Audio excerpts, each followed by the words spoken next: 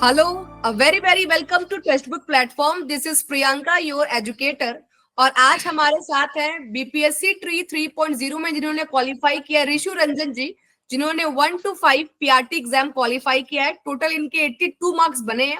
और आज ऋषु जी हमारे साथ है और ऋषु जी से हम जानेंगे किस तरह से उन्होंने अपनी इस जर्नी को कंप्लीट किया और साथ में उनके टिप्स एंड ट्रिक्स को भी जानेंगे कि कौन कौन सी चीजें हैं जो उन्होंने गलती की और कौन कौन सी ऐसी चीजें हैं जिनके थ्रू उन्होंने इस एग्जाम को क्वालिफाई किया. तो ऋषु जी, सबसे पहले आपको बहुत बहुत बधाई हो पूरी टेक्स्टबुक फैमिली की तरफ से. और सबसे पहले अपने बारे में अपने बारे में बताइए. जी, मेरा नाम ऋषु रंजन त्रिपाठी है और मैंने बीपीएससी टीआरई 3 क्वालिफाई किया है और स्टार्टिंग में मेरा नंबर 82 है, जनरल कैटेगरी से ही, और मैं बिहार का रहने वाला हूँ, पटना से. ओके. ऋषु, सबसे पहले ये टीचर बनना है ना, ये दिमाग में कैसे आया, पहले वहां से शुरू करते हैं. एक्चुअली मैम, मैं जब देखता था यूट्यूब पे टीचर्स लोग को, तो लगता था कि मतलब इन लोगों के ऊपर बहुत सारे रिस्पॉन्सिबिलिटीज हैं और इनको देख के मोटिवेशन मिलता था कि कुछ ना कुछ मतलब इनके ऐसा अगर नॉलेज आ जाए, जितना लोग पढ़ा पाते हैं, जितना लोग बच्चों को मोटिवेट कर पाते हैं, तो देख कहीं ना कहीं फील होता था कि ये अगर लाइफ में कभी मौका मिले टीचर बनने का तो जरूर इसको एक ट्राई दे सकते हैं हम लोग.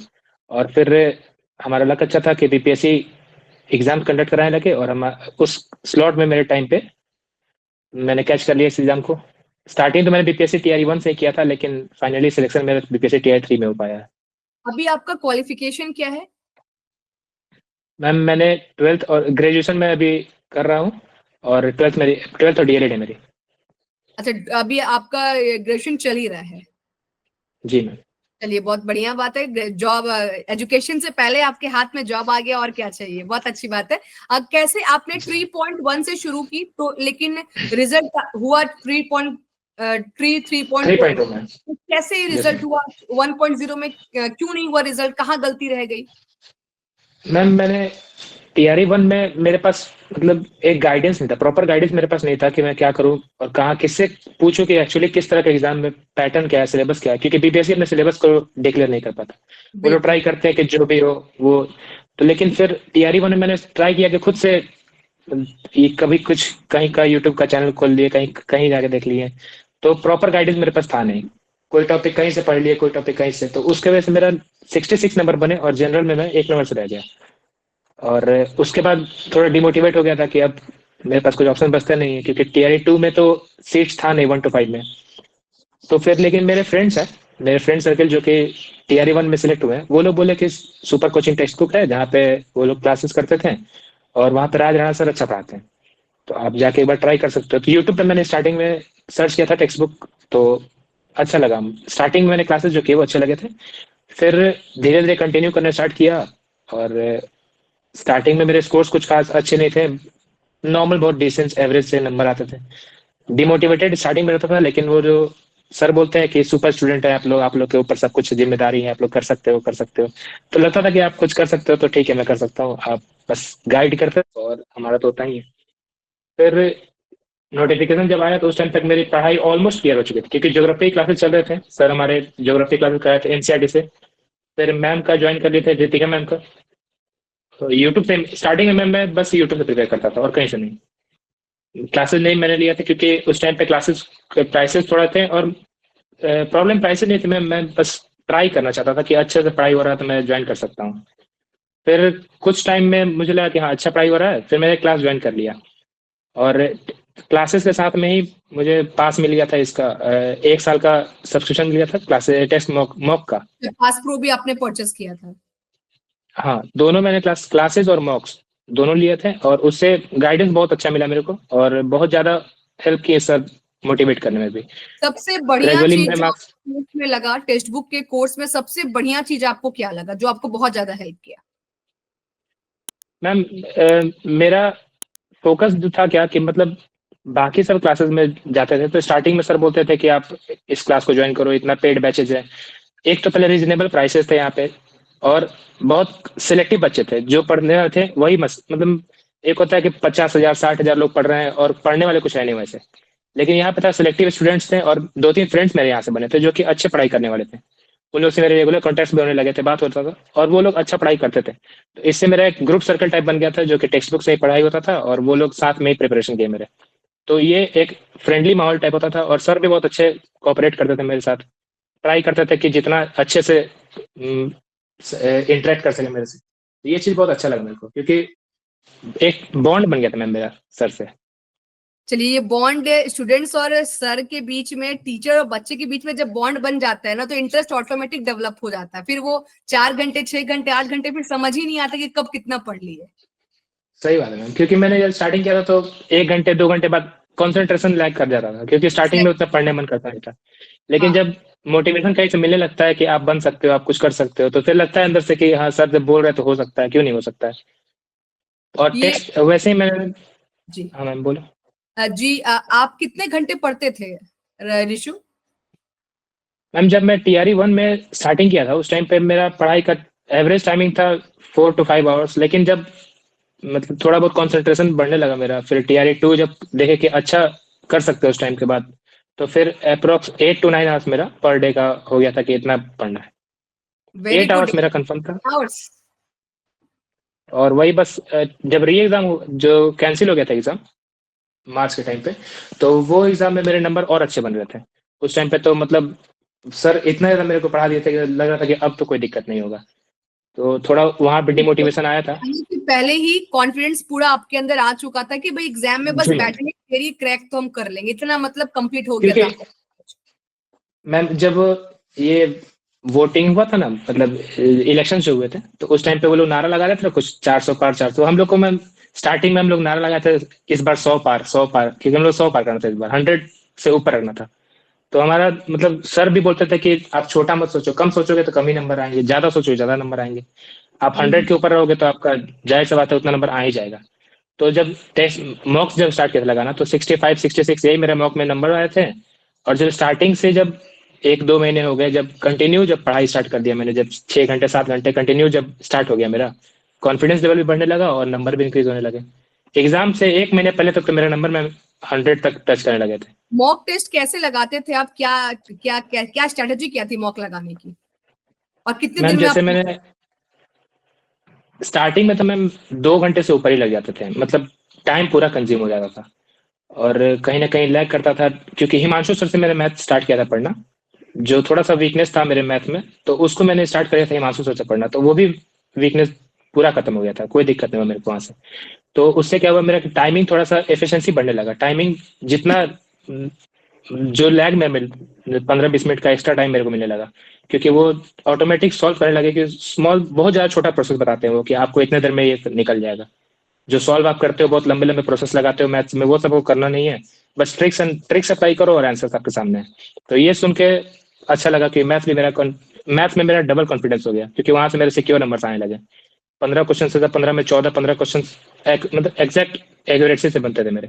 तो ये वेरी चीज देख के और अच्छा लगा। और मैम BPSC के एग्जाम में भी मैंने अपने देखा है कि 2.5 घंटे को पेपर को मैंने 2 घंटे से पहले कंप्लीट कर लिया था। Very good, very good. मतलब कि जब एक कॉन्फिडेंस आ जाता है, सिलेबस कंप्लीट होता है, तो फिर वहां पे इफिशियंसी पर काम होती है, और आपने वहां पे जी टाइम जी। सेव करना शुरू कर दिया। आपने किसी हाँ बुक का भी हेल्प लिया था? कोई बुक से भी पढ़ा था कि सिर्फ टेक्स्ट बुक के कोर्स ही आपके लिए एनफ थे? टेक्स्ट बुक के कोर्सेज तो एनफ हैं, वो तो बहुत हो गए। लेकिन सर का क्या नाम था क्या, कि आप एक बार एनसीईआरटी को थोड़ा रीड कर लो, अगर रीड नहीं कर पाते हो तो आप मेरे पास क्लासेस पड़े हुए हैं, यूट्यूब पे भी चेक कर सकते हो। वहां जाके एकदम चैप्टर बाय चैप्टर समझाया हुआ था, उसको मैंने जय कर लिया था। अच्छा अच्छा, चलिए वेरी गुड। उसके बाद मुझे ये बताइए कि आप क्या डेली मॉक लगाते थे? मॉक लगाने के बाद उसका एनालाइज करते थे, या तो फिर बस मॉक जी लगाया फिर आगे बढ़ गए, फिर दूसरा मॉक नहीं नहीं लगाया? मैम, मैं मॉक लगाता था और एनालिसिस करके, और जो क्वेश्चंस प्रॉब्लम होते थे उसको नोट कर लेता था कहीं ना कहीं। और जो क्वेश्चंस कभी रिपीट हो गए या कभी कोई क्वेश्चंस को दोबारा कभी दिखने मिल गया, तो वो मेरे को याद आया था कि अच्छा इसका आंसर ये था। तो कहीं ना कहीं माइंड में छप गया था वो क्वेश्चन कि हाँ ये तो आपको आना ही है, ये क्वेश्चन अब दोबारा गलती नहीं होगा, स्टार्टिंग में गलती हो गया। तो और उस कॉन्सेप्ट को क्लियर करने का बहुत ट्राई करता था। ऐसे ही मानसू सर भी अपना नंबर भी देते थे, व्हाट्सएप ऐप जाके चैट कर सकते हो, बात कर सकते हो उनसे, कोई दिक्कत नहीं था। क्वेश्चन सॉल्व कर सकते हो, डाउट्स पूछ सकते हो, तो वो सब अच्छा लगता सपोर्ट किया आपको सारे टीचर्स ने, है ना? था। मैम अच्छे से पढ़ा था वहां से। हम चलिए। एक्चुअली होता क्या है कि जब आप पढ़ना स्टार्ट करते हो और जब कोई सपोर्ट मिल जाता है तो उनसे अच्छा लगता है। अगर टीचर्स भी सपोर्ट करने लगे कि हाँ आप बात कर सकते हो मेरे से, आप जो भी इंटरेक्शन आप कर सकते हो, अच्छा लगता है वो सुन के। लगता है और कि कोई कोई आदमी है अगर, हमारे साथ, कोई है हमारे हाँ, साथ जो खड़ा है, संभाल लेगा। क्योंकि मैम स्कूल टाइम में क्या होता है कि हमारे सर रहते हैं जो बताते हैं कि आपको ये पढ़ना है, आपका सिलेबस ये है। फिर घर में तो मम्मी पापा तो अपने में, उनके पास तो इतना टाइम रहेगा नहीं कि आपको बैठ के पढ़ा सकते हैं, सब कुछ तो अपने खुद से करना है। तो अगर सर कहीं ना कहीं मोटिवेट कर रहे हैं, मैम भी मोटिवेट कर रही है, तो अच्छा लगता है, थोड़ा कोई है जो देख रहा है, कोई बता रहा है। इसके क्या बाद क्या लगता है कि हाँ। प्रॉब्लम थे आपके पास जब आप तैयारी शुरू किए थे, तो इनिशियल लेवल पर एज अ फ्रेशर क्या क्या ऑब्स्टिकल आपको देखने को मिला? मैम मैंने 11th 12th साइंस स्ट्रीम से किया था, तो हिस्ट्री का नॉलेज बिल्कुल जीरो था। अगर वो जो बोलते हैं ना कि मॉडर्न हिस्ट्री आपको पढ़ना है, लेकिन मॉडर्न हिस्ट्री मेरा बिल्कुल वीक था, क्योंकि उसको पढ़ा ही नहीं था मैंने। फिर ज्योग्राफी भी, बायो भी हो गया, वो सब मेरा बिल्कुल वीक था। जीरो से स्टार्टिंग करना था मेरे को। तो जीरो से स्टार्ट करने के लिए मेरे को ऐसे टीचर चाहिए थे जो कि वो बोले कि आप बस मेरे पास पढ़ो, बाकी कुछ भूल जाओ टाइम पे, आपको कुछ नहीं करना है, बस जितना देर आपको लगना है उतना देर बस लग जाओ। तो रितिका मैम पढ़ाती थी उस टाइम बायोलॉजी, और वो बहुत अच्छा पढ़ाते थे मैम। 1 to 5 के कोर्स पढ़ने के लिए स्टार्टिंग में मैंने 9 10 का कोर्सेज भी पढ़ाई किया है उनसे। टीजीटी के क्लासेस जो लेते थे उनसे पढ़ लेते थे। बायो का क्लास कर लिया वहां से, ज्योग्राफी का क्लास कर लिया, क्योंकि वो थोड़ा एडवांस लेवल होता था और बेसिक से स्टार्टिंग होता था। तो दोनों क्लासेस कर लेते थे साथ में, कोई दिक्कत नहीं हुआ मेरे को। धीरे धीरे करके बढ़ना, रैंक भी बढ़ना स्टार्ट हो गया बायोलॉजी और मैथ्स में। बहुत अच्छा, बहुत स्टार्टिंग में बहुत ज्यादा वीक था, फिर धीरे धीरे करके बहुत आगे बढ़ गया। तो उसी से मुझे ये क्लासेस से बताइए, मुझे ये बताइए कि आप जब पढ़ना शुरू किए, ओके, तो आपके मॉक के मार्क्स अगर इम्प्रूव होने शुरू हुए, तो इम्प्रूव कैसे होते गए मॉक्स के मार्क्स? वहां पर जैसे कि एक मॉक आपने दिया, उस मॉक के बाद फिर सेकंड मॉक में आपने ऐसा क्या किया कि सेकंड मॉक्स का मार्क आपका इम्प्रूव हो गया? उसमें क्या स्ट्रेटेजी दी जैसे आपने? मैं जैसे फर्स्ट मॉक में लेट सपोज 65 नंबर आए, तो अब उसमें जहां जहां लैकनेस था मेरा, जैसे मॉडर्न उसमें लिखता है ना, टेक्स्ट बुक के जो ऐप है उस पर लिखता है कि आपका वीकनेस क्या क्या है। Test yes. टेस्ट लगाने के बाद वो हाँ। नीचे लिख देता है कि आपका वीकनेस क्या है। तो जिस टेस्ट में जिस चीज का वीकनेस था, जैसे किसी में आया कि मॉडर्न हिस्ट्री आपका वीक है, 10 में आपने 3 क्वेश्चन अटेम्प्ट किए थे, 2 गलत है, एक सही, जो भी है, तो उसके बाद उस चीज पे ध्यान देना है। तो नेक्स्ट टेस्ट लगाने से पहले मॉडर्न हिस्ट्री पढ़ लिया मैंने बढ़िया से कि अब इस पे ध्यान गुड। देना है। Okay okay. फिर उसके नेक्स्ट टेस्ट में अगर कुछ हुआ कि मैथ्स में आपका अलजेब्रा वीक है या फिर जो भी वीक है, परसेंटेज वीक है, तो उस एक पर्टिकुलर टॉपिक को जाके क्लासेस कर लिए, वहां से फिर हेल्प मिल गया। ऐसे करते करते मतलब टॉपिक वाइज और सेक्शन वाइज पढ़ाई जो सर कराते थे उन सब क्लास को बस जाकर कैच कर लेना है, और बाकी सब तो अपने आप इम्प्रूव होता चला गया। चलिए, बहुत ही मतलब पूरा प्रॉपर स्ट्रेटेजी आपने लगाया है, बहुत ही अच्छी स्ट्रेटेजी जी रही है आपकी। और डेडिकेटेड होकर कितने दिन आपने मेहनत किया इस रिजल्ट के लिए? कितने दिन आपने मैम, दिन रात के, हाँ भाई अब तो यही चाहिए? 6 महीने, छह छह महीने महीने प्रॉपर लग गया था कि बस मैं जो जनवरी में स्टार्टिंग किया, TRE 2 का जब एग्जाम कंप्लीट हो गया था, तो उस टाइम तक मेरा मोटिवेशन वापस आ चुका था कि अब पढ़ सकते हैं, अब कोई दिक्कत नहीं होगा।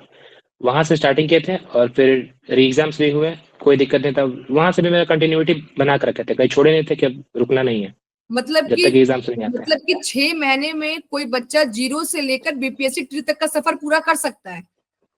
जी मैम, जीरो से तो पक्का कर सकता है।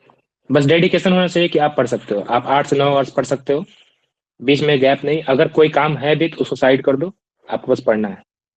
और उस टाइम पे चलिए, आप कंसंट्रेशन लेवल पूरा हाई रखना है उस टाइम पे, बस यही, इससे आगे कुछ आपकी करना ही नहीं स्ट्रेस है। लेवल बिल्कुल दिख भी रहा है आपसे बात करते वक्त। और घर का माहौल कैसा रहा? इतनी बड़ी उपलब्धि आपको मिली है, मम्मी पापा या फैमिली का, पड़ोसी का सपोर्ट कैसा रहा? उनका उनका कैसा रहा एक्सप्रेशन? मैम पेरेंट्स तो खुश होते हैं, अगर उनको कहीं छोटे मोटे जॉब्स भी लगते हैं बहुत खुश होते हैं। और यहाँ पे तो टीचर्स का बात है, टीचर तो बनना तो मतलब समझो कि आप एक रिस्पॉन्सिबल इंसान बन रहे हो। तो बिल्कुल। फर्स्ट इंप्रेशन तो बहुत अच्छा था उनका। तो मम्मी पापा तो बहुत बहुत ज्यादा खुश। खुश हो गए थे, बहुत ज्यादा मैम। उनको लगा कि चलो कुछ तो अचीवमेंट हो चुका है अब यहाँ से कुछ हायर एजुकेशन और आप कर सकते हो, और हाई अचीव कर सकते हो। लेकिन एक बेस मिल चुका है मेरे को कि अब यहाँ से जो करना है आप रिस्पॉन्सिबल बन चुके हो। बहुत अच्छा कम लगा एज था उन में, लोग को। बहुत कम एज में बहुत जल्दी आपको एक अच्छा सक्सेस मिल गया, एक अच्छी गवर्नमेंट जॉब, बिहार में रहते हुए बिहार में जॉब मिल गई, वो भी सरकारी शिक्षक का। और एक बहुत रिस्पॉन्सिबल पर्सन, जो आपने एक वर्ड यूज किया कि आप इस चीज को फील कर रहे हो कि टीचर एक रिस्पॉन्सिबल पर्सन है, कि उसको सोसाइटी में कुछ चेंजेस करना है, और वो चीजों को आप फील भी कर रहे हो। तो फिर अब मुझे उम्मीद है कि आगे आप बहुत आगे जाओगे। अब मुझे ये बताइए कि अभी जो बच्चे ट्री 4.0 के लिए जा रहे हैं एग्जाम देने के लिए, उनके लिए आप क्या उनको टिप्स देना चाहोगे? वो क्या करें 4.0 के लिए? सबसे पहले तो एनसीईआरटी, एनसीईआरटी की सक्सेस की तो एनसीईआरटी ही है। और कोई बुक्स में और किसी को एक्स्ट्रा हेल्प चाहिए तो फिर टेक्स्ट बुक पे आप आ सकते हो, क्योंकि वो लोग तो मतलब टीचर्स लोग से सपोर्ट अगर चाहिए तो वो लोग 100% सपोर्टेबल। आपको जहाँ बोलोगे, आप इंस्टाग्राम पे डीएम कर सकते हो, फिर आप जाओ, मतलब आप जो सोशल मीडिया से आप यूज करते हो आप वहां पे जाकर कनेक्ट कर सकते हो, कोई दिक्कत नहीं होगा। फिर मॉक्स तो लगाना ही है, क्योंकि स्टार्टिंग में मेरे फ्रेंड्स बोल रहे थे कि कहीं और तो मॉक ऐसे मिलते नहीं जो ऑनलाइन मॉक क्लासेस का दे दें आपको। टेक्स्ट बुक पे जाओ, आपको इजीली मॉक्स अवेलेबल है। टीआरई 1 के भी होंगे, 2 3 4 सबके हो जाएंगे। आप स्टार्टिंग से लगाना स्टार्ट करो, मॉक्स का कमी नहीं है, आप जितना मन उतना लगा सकते हो। अगर एक खत्म हो जाएगा, हर वीक आपको नया मॉक मिल जा रहा है। तो ये अगर एनालिसिस करके बनाया जाए तो आपके पास मतलब 5,000 से 10,000 क्वेश्चंस ऐसे हो जाएंगे जो कि न्यू है। आप उनको रेगुलर बेसिस पे प्रैक्टिस कर लो और कुछ नहीं चाहिए। क्लासेस, पर डे क्लासेस करना है, फिर वीक में 1 या 2 मॉक्स लगा लो, उसको एनालिसिस, फुल एनालिसिस कर लो, जो वीकनेस है उसको नोट डाउन करके और उस पर काम कर लो बस। क्लासेस आपको करना है तो क्लासेस में जाके आप पर हर टॉपिक का एक आपको क्लास मिल जाएगा, चाहे परसेंट, जैसे मैथ्स में परसेंटेज टॉपिक है, वाइज टेस्ट मिल अलजेब्रा जाएंगे, है। टॉपिक वाइज टेस्ट मिल जाएंगे, फुल मॉक मिल जाएगा, मिक्स हाँ, क्वेश्चंस मिल जाएंगे, सब अवेलेबल है। आपको आपको किसी चीज का कमी नहीं हो पाएगा अगर आप एक बार उस ऐप को ओपन कर लो। उसके अंदर आपको मॉक्स मिल जाएंगे, आपको डेली क्लासेस मिल जाएंगे, और इवन मैम बीच में लास्ट टाइम पे जो हुआ था, एक ऑल इंडिया टेस्ट हुआ था, लाइव लाइव टेस्ट हुआ था, जो यस कि यस यस। वो टेस्ट के बाद बहुत ज्यादा कॉन्फिडेंस आ गया था, क्योंकि उस टाइम पे क्या था कि उस टाइम मेरा रैंक आ गया था, अंडर 50 आ गया था। Very good. तो वो तो उस रैंक के बाद मैं मोटिवेशन एक्स्ट्रा लेवल पे चला गया था कि अब यहाँ से कुछ ना कुछ अचीव जरूर हो जाएगा। चलिए, तो बहुत बहुत अगर खुशी हुई। किसी जी। मैम लाइव टेस्ट देने के बाद ज्यादा अच्छा लगता है, तो कुछ फील होता है कि हाँ आप कुछ अचीव कर सकते हो। तो अगर आपके कोई आदमी अगर जर्नी में टेक्स्ट बुक का हाथ या उसका सपोर्ट कितना परसेंट रहा? मैम स्टार्टिंग में तो मैम मैं पढ़ता नहीं था। स्टार्टिंग में मुझे लगता था मेरे से नहीं हो पाएगा, तो एक्चुअली टेक्स्ट बुक ही की वजह से मेरा वापस से मोटिवेशन, कॉन्फिडेंस जो बोलो सब वापस आ पाया। तो एक्चुअली टेक्स्ट बुक ही में मेरा सब कुछ हो पाया। वही सर की वजह से ही मेरा, मैम एक्चुअली बोले तो राजहा सर, रितिका मैम और हिमांशु सर, इन तीनों के वजह से ही मेरा सब कुछ क्लियर हो पाया, डाउट्स क्लियर हो पाए, टेस्ट लग पाए। और बाकी तो मॉक्स तो है ही, मॉक्स तो कहीं और लगता नहीं है मैम। आप पता करें, मतलब जहाँ तक अभी तक मेरे फ्रेंड सर्किल में देखे हैं, 90% लोग टेक्स्ट बुक से ही टेस्ट लगाते हैं। तो ये तो कंफर्म है कि वो टेस्ट ऑथेंटिक है, कि आप जो लगा रहे हो सही कर रहे हो। वो मॉक्स आपके रॉन्ग नहीं है। आप कहीं से भी आ जाओ, चाहे वो बिहार, पटना, यूपी कहीं से भी हो, आपको हर जगह वो मॉक ऑथेंटिक ही है। आप लगा रहे हो तो मतलब आप सही लगा रहे हो। तो वो चीज़ एक कॉन्फिडेंस देता है कि आप अगर उसमें स्कोर कर पा रहे हो 80 90 95, अगर ये स्कोर्स रहते हैं तो वो कहीं ना कहीं कॉन्फिडेंस बूस्ट अप कर देता है कि आप उसके बाद कुछ ना कुछ अचीव कर लोगे। मतलब कि इसलिए थ्योरी कंप्लीट कीजिए, थ्योरी कंप्लीट करने के बाद मॉक, और मॉक में अगर आपके 80 90 अबव मार्क्स बन रहे हैं तो मतलब आप कहीं ना कहीं सेफ साइड में अपने आप को फील कर सकते हो। मैम एक ये बोलना चाहेंगे कि एक अपने माइंड पे कैप लगाना चाहिए कि आपको अब इसके नीचे नंबर नहीं आना है। जैसे मैम मेरा 70 अगर क्रॉस कर गया तो अब 70 के नीचे नहीं आना, वापस नहीं आना है। अब वेरी 70 80, अगर आप 80s में चले गए तो अब 80 से नीचे नहीं आएंगे। 81 82 लाइए, आप 83 लाइए, वो सही है। नीचे नहीं आना है, क्योंकि आपका पढ़ाई उतना हो चुका है ना कि उतना आप 80s क्रॉस कर चुके हो। तो कितना भी हार्ड मॉक हो जाए, आपको बस ये ट्राई करना है कि जो जितना भी आप स्कोर ला चुके थे पिछले बार, नेक्स्ट टाइम आपको उससे इम्प्रूव आगे। ही करना है। हाँ, उससे नीचे नहीं आना है, क्योंकि वो आपका एक कैप लग गया आपके ऊपर की, अब यहाँ से नीचे नहीं। ये चीज बिल्कुल। हम स्टार्टिंग में फील किए थे आपने खुद ही मैम। अपने ये लिए एक अपने आपने खुद ही अपने लिए एक बार बना दिया कि भाई इस बार के नीचे आपको नहीं जाना है। हाँ, एक बार आप वहाँ पहुंच गए तो आप वहां से नीचे नहीं आ सकते हो मैम। ये मैंने खुद पे अप्लाई किया था, बाकी को भी ये सजेशन दे सकते हैं कि आप ये सब ट्राई करना। बहुत इजी वे है आपको सक्सेस दिलाने को, क्योंकि मैम एक बार अगर कोई 90s क्रॉस कर जाता है तो उनके माइंड में रिलैक्स रिलैक्स आ जाता है कि अब इससे आगे नहीं, अब ये तो ठीक, अच्छा स्कोर हो गया। वहां से मैम डिक्लाइन होने लगता है। तो जब मेरा स्टार्टिंग हुआ था, जब 90s फर्स्ट टाइम क्रॉस हुआ था, तो सोचे थे कि अब यहाँ से रुकना नहीं है, आपको 100 क्रॉस करना है। और जब 100 एग्जैक्ट। क्रॉस हो गया तब जाके 1 महीना बचे हुए थे मेरे पास। अब लगा कि मेरा पढ़ाई एक्चुअली में कंप्लीट होने वाला है। बस अब 1 महीना और लास्ट बचा हुआ है, इसमें लगातार मैंने लास्ट के 1 महीना सिर्फ और सिर्फ मॉक्स लगाए हैं।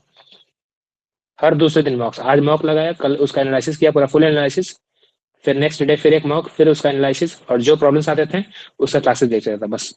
इससे ज्यादा कुछ नहीं किया मैंने लास्ट 1 मंथ में।